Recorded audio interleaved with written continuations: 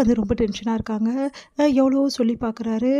ஆனா வந்து அவங்களால கேட்கவே முடியல. எதையுமே சோழன் சொல்கிறதெல்லாம். சோழன் வந்து ப்ளீஸ் நிலா சொன்னா கேளுங்க. முடியாதுலாம் முடியாதுங்க. ஏங்க என்ன போட்டு இப்படி படுத்துறீங்க அப்படி சொல்லிட்டு இருக்காங்க.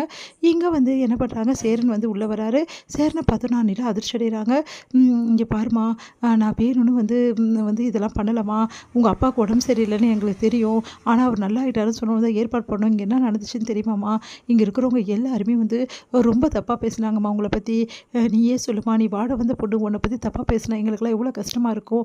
அதனால தாம்மா இவங்கள வந்து இப்படி நாங்க பண்ணிட்டோம். மத்தபடி வேற ஒண்ணும் இல்லம்மா. உன்னோட கௌரவத்த காப்பாத்த தான் நாங்க இதெல்லாம் பண்ணோம். வேற எந்த காரணத்துக்காகவும் நாங்க இத ஏற்பாடு பண்ணல. உன்ன 4 பேர் இங்க இருக்கிறவங்க மரியாதையா பேசணும். ஓடி வந்த பொண்ணுன்னு பேசக்கூடாதுல்ல. அதுக்காக தான்மா. அது மட்டும் கிடையாதும்மா. இங்க இருக்கிறவங்கலாம் உன்ன வாழ்த்த வந்திருக்காங்கன்னு நீ நெனச்சுட்டு இருக்கியா?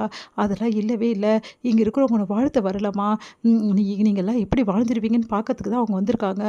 இங்க இருக்கிறவங்க எல்லாருமே அப்படிதாம்மா. எங்க குடும்பத்த வந்து அவங்க ரொம்ப கேவலமா தான் பார்க்குறாங்க. ஒரு மனுஷனா கூட எங்கள மதிச்சதில்ல.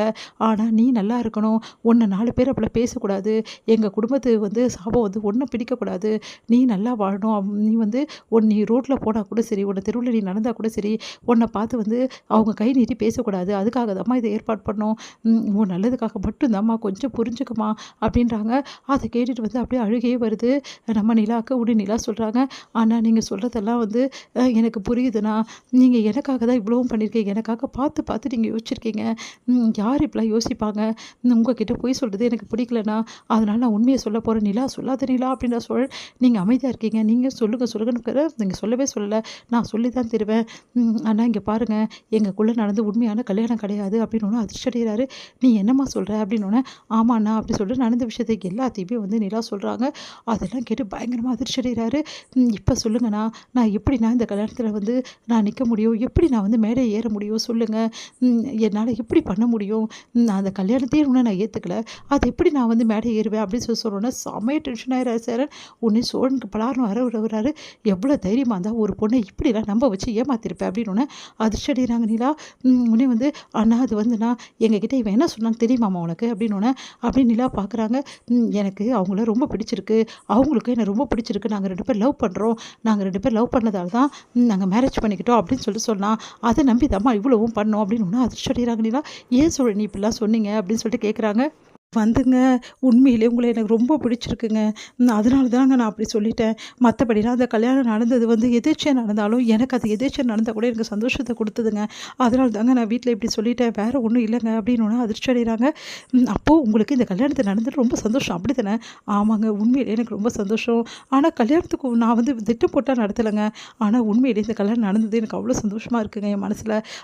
அப்படின்னு தாங்க நான் நெனச்சேன் அப்படி சொல்றாங்க. அத கேட்டு நிலா அதிர்ச்சி அடைகிறாங்க.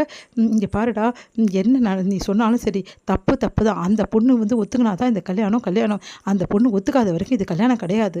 அதனால அந்த பொண்ணுக்காக நாங்க இந்த முடிவு பண்ணிட்டேன்டா. இந்த ஊர் மக்கள்கிட்ட எல்லார்கிட்டயுமே போயிட்டு உங்களெல்லாம் கூப்பிட்டதுக்கு சாரிங்க. எங்கள மன்னிச்சிடுங்க." அப்படின்னு சொல்லிட்டு நான் கால்ல விழ போறேன்டா. எல்லாரோட கால்ல விழுந்தாலும் பரவால்ல.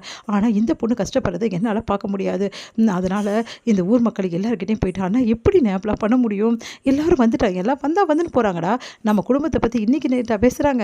இன்னும் பேச போறாங்க. ஏற்கனவே பேசுறவங்க இன்னும் கொஞ்சம் அவளுக்கு கிடைச்ச மாரி ஆயிட போகுது. அவ்வளோதானே. பேசினா பேசிட்டு போறாங்கடா. பேசினா என்ன 2 நாள் பேசுவாங்களா? 1 வாரம் பேசுவாங்களா? பேசிட்டு போறாங்க. அதுக்காக இந்த பொண்ண நான் கஷ்டப்படுத்த விரும்பலடா. இங்க பாரும்மா, நீ கவலைப்படாத. போயிட்டு இந்த ரெசப்ஷன் நிறுத்திடுறேம்மா. நீ கவலைப்படாத. நீ வந்து என்ன பண்ணணுமோ நீ பண்ணிக்கோ. இந்த வீட்ல நீ இருந்தாலும் சரி, நீ இந்த வீட்ட விட்டு போனாலும் சரி, இது உன்னோட இஷ்டம்மா. ரொம்ப தேங்க்ஸ்மா. மன்னிச்சிடுமா என் தம்பிய." அப்படி சொல்லிட்டு போறாரு. உடனே, "அண்ணா ஒரு நிமிஷம் நில்லுங்கண்ணா." அப்படின்னோன அதிர்ச்சி அடைகிறாரு. "வேணாண்ணா, என்னால நீங்க அவமானப்பட வேணாம். நான் ரிசப்ஷன்ல வந்து நிக்கிறேண்ணா.